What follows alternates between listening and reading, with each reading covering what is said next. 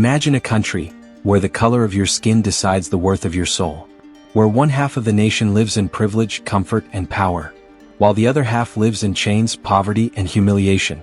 Now, imagine a man who rose from that darkness, a man who endured the coldest prison cells, who was branded a terrorist by the powerful, yet became a symbol of peace, forgiveness, and freedom. This is the story of Nelson Rolihlahla Mandela. Some called him Madiba, his clan name.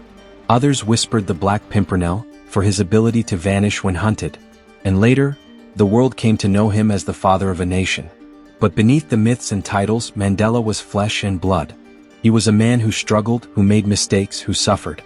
Yet he never allowed chains, neither on his body nor on his spirit, to break him. Tonight, we travel through the streets of apartheid South Africa, the hidden chambers of resistance, and the lonely silence of Robben Island. This is not just a biography. This is the journey of humanity's fight for dignity, told through one man's unbreakable will. Nelson Rolihlahla Mandela was born on July 18, 1918, in the tiny village of Mvizo, in the rolling hills of Transkei, South Africa. His father, Gadla Henry Mfakanyiswa, was a chief of the Thembu people. But when Mandela was still young, his father lost his title after clashing with colonial authorities. Soon after, he died of illness. The young boy's life changed instantly. His mother, Nosikini, took him to live in the household of the Thembu regent, Chief Janjan Taba. It was here, in the rural traditions of his clan, that Mandela learned discipline, respect for elders, and the importance of community. But he also learned something else: the power of stories.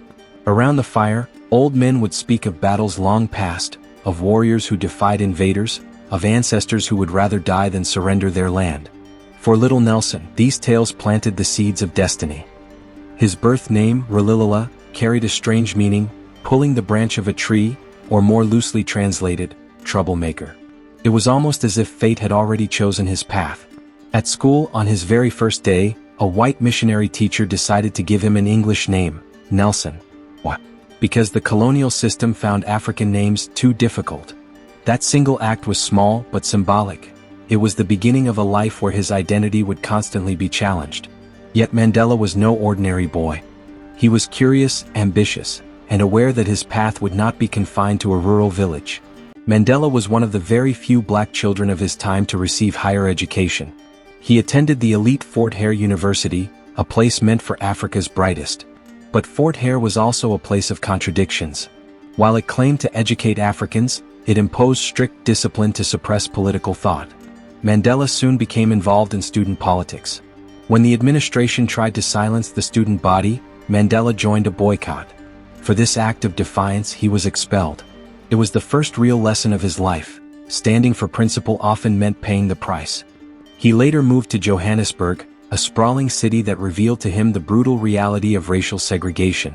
Black South Africans lived in dusty townships, worked long hours in gold mines, and were constantly harassed by police. Here Mandela worked briefly as a clerk and then studied law. He was inspired by a young lawyer who treated Africans with dignity, a rare sight in those times. Mandela realized that the law could either be a weapon of oppression or a weapon of justice. In Johannesburg, fate introduced him to the African National Congress, ANC. The ANC had been around since 1912, but by the 1940s it was still a cautious, conservative group. Mandela, along with fiery young leaders like Walter Sisulu and Oliver Tambo, pushed the movement into bold new territory. They formed the ANC Youth League, demanding not gradual reform, but radical change. This was the birth of a revolutionary. Nelson Mandela was no longer just a boy from Mvizo. He was becoming a man of defiance. Part 3: Birth of a Revolutionary. By the late 1940s, South Africa was about to descend into its darkest age. In 1948, the National Party won the elections. Its leaders were unapologetically racist, and they introduced a new system, a word that would stain history forever: apartheid. Apartheid meant separateness. It was not just discrimination. It was a complete architecture of oppression, a law that touched every corner of life. Where you could live, whom you could marry, where you could sit, which schools your children could attend, even which jobs you could dream of. White South Africans, only 20% of the population would rule. Black South Africans, 80% of the population, would be treated as aliens in their own land. Mandela, working as a lawyer with his friend Oliver Tambo, saw the humiliation of his people every day. Black clients came into their office beaten, cheated, or thrown off their land with no legal protection. Mandela's anger turned into determination. He helped draft the ANC's program of action, demanding mass protests, boycotts, and strikes. By the 1950s, Mandela was no longer a student agitator. He was one of the rising stars of African resistance. He became known for his booming speeches. "The struggle is my life. I will continue fighting for freedom until the end of my days." Crowds cheered his words, but with each act of defiance, the police watched closer. Mandela was arrested multiple times. He was banned from gatherings, followed, and harassed. Still, he pressed on. In 1952, he launched the Defiance Campaign, encouraging Black South Africans to break unjust laws by entering whites-only areas. Thousands joined. For the first time, the apartheid regime realized this young lawyer was not going to be silenced. But Mandela also knew, words alone might not be enough. History often asks its heroes to make impossible choices. For Mandela, the 1960s would force him into one of the hardest decisions of his life. On March 21, 1960, police opened fire on peaceful protesters in the township of Sharpeville, killing 69 unarmed men and women. The massacre shocked the world. The ANC was banned. Its leaders were hunted. Mandela and his comrades realized peaceful protest alone could no longer break the iron fist of apartheid. Thus, in 1961, Mandela co-founded Umkhonto we Sizwe, the Spear of the Nation. It was the armed wing of the ANC. Mandela became its commander-in-chief. Their mission was not to kill civilians, but to sabotage government infrastructure, power plants, railways, and communication lines. The idea was clear: make apartheid expensive to maintain, make the rulers fear the collapse of their own system. Mandela began operating underground. Constantly on the move, disguised and hiding, he earned the nickname, the Black Pimpernel. But the state was ruthless. In 1962, Mandela was captured. His arrest followed betrayal, details still debated to this day. He was sentenced to 5 years in prison. But while already serving that time, police raided a farmhouse in Rivonia where ANC leaders had been meeting. They found documents linking Mandela to plans for armed struggle. This led to the infamous Rivonia trial of 1963-64. Mandela and his comrades faced the death penalty. Standing in the courtroom, Mandela delivered words that shook not just South Africa, but the entire world. "During my lifetime I have dedicated myself to this struggle of the African people. I have fought against white domination and I have fought against black domination. I have cherished the ideal of a democratic and free society in which all persons live together in harmony and with equal opportunities. It is an ideal which I hope to live for and to achieve. But if needs be, it is an ideal for which I am prepared to die." The judge sentenced him to life imprisonment. Mandela was only 46 years old. He would spend the next 27 years behind bars. Robben Island. A name that still echoes with pain. Cold waves crash against its shores. Seagulls circle the skies above. And in its heart, a prison that tried to crush men's bodies and their spirits. Mandela arrived there in 1964. The conditions were brutal. Prisoners were locked in tiny cells with a mat and bucket. They were forced into back-breaking labor, breaking rocks into gravel under the burning sun. The guards mocked them, starved them, tried to strip away their dignity. Mandela was assigned the harshest tasks. His eyesight was permanently damaged from years of quarry work under blinding glare. Letters from his family were often censored or delayed. Visits were rare. And yet he never broke. Instead, Mandela turned prison into a university of resistance. He and his comrades secretly debated politics, studied law, and taught younger prisoners. He learned Afrikaans, the language of the enemy, to understand his oppressors better. Even the guards, at first cruel and mocking, began to respect him. They saw that Mandela carried himself like a leader, never begging, never bending. As the years passed, outside the prison walls, the world began to change. International campaigns called for Mandela's release. "Free Nelson Mandela" became a rallying cry in protests from London to New York. But inside, Mandela remained a prisoner. 27 years. A generation lost. For 27 years, the bars of Robben Island and later Pollsmoor prison kept Nelson Mandela hidden from the world. But beyond those walls, change was building like a storm. The 1970s and 80s were decades of global turmoil. The apartheid regime doubled down on repression, creating homelands to strip black South Africans of citizenship.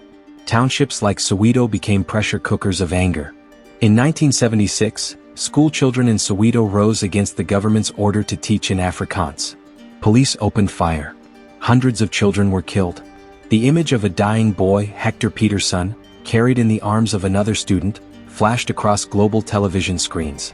The world could no longer look away. International sanctions began.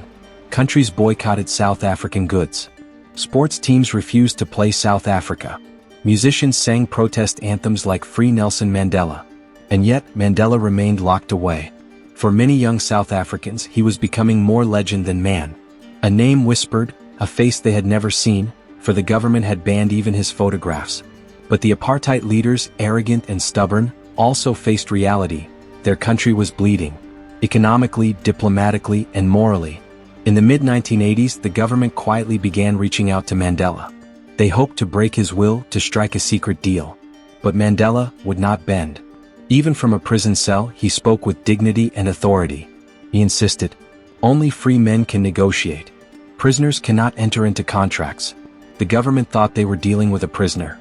In truth, they were facing the future president of South Africa.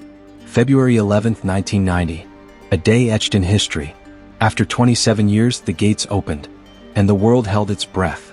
Mandela, now 71 years old, walked out of Victor Verster prison.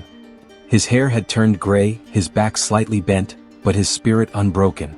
He raised his fist into the air, the symbol of resistance. His wife Winnie by his side. Cameras flashed. Crowds wept. Around the globe, millions watched live on television. For some, it was like watching a ghost step into the sunlight. Here was the man the government had tried to erase, now walking free, more powerful than ever. That night, Mandela spoke to the world. I stand before you not as a prophet, but as a humble servant of you, the people. Your tireless and heroic sacrifices have made it possible for me to be here today. It was a moment of triumph. But the journey ahead was even more dangerous. South Africa was a nation on the brink of civil war. Extremist groups threatened bloodshed. The apartheid state still had guns, police, and power. Mandela had to navigate a minefield, to lead his people to freedom without plunging his country into chaos. Many believed Mandela would emerge from prison full of vengeance. But instead, he shocked the world. Mandela reached out to his former jailers, to the leaders of the white minority government. He invited them to talk, to negotiate. To imagine a South Africa where black and white could share one nation was not easy. Hardliners on both sides rejected compromise. Violence erupted in townships. The ANC clashed with rival groups. The government's security forces committed atrocities. But Mandela held firm. His strategy was clear. He would not let anger dictate the future. He would not allow South Africa to drown in blood. He would transform the dream of democracy into reality. Years of talks, setbacks, and crises followed. Yet by 1993, the impossible happened. Mandela and President F.W. de Klerk stood together to announce free elections. The two men, one the symbol of resistance, the other the last leader of apartheid, even shared the Nobel Peace Prize. And then came April 27, 1994. For the first time in history, black South Africans could vote.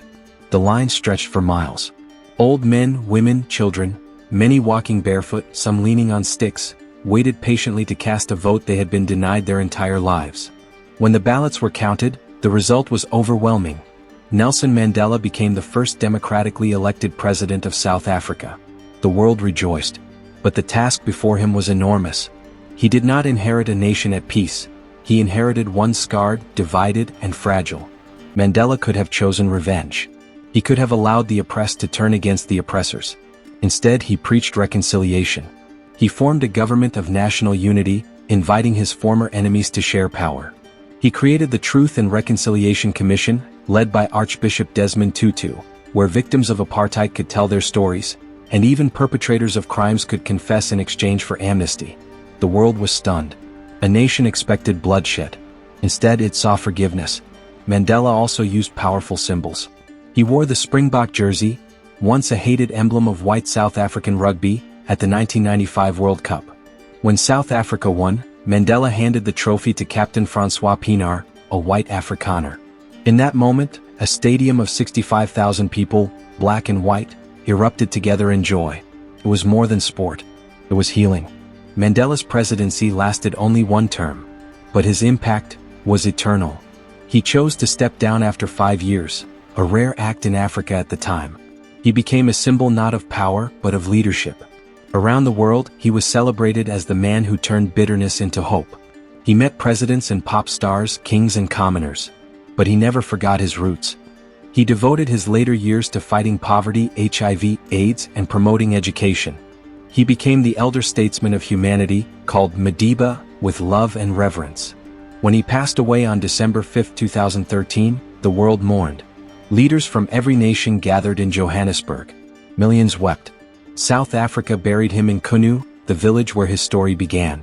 Nelson Mandela's life was not just one man's journey. It was a mirror held up to humanity. A boy who herded cattle became a lawyer. A lawyer became a revolutionary. A revolutionary became a prisoner. A prisoner became a president. And a president became a legend. Mandela showed us that forgiveness is not weakness. That dignity cannot be caged. That one man's courage can change the destiny of millions. He walked long, he walked far, and he walked free. This was Nelson Mandela, the man who defied chains and changed the world.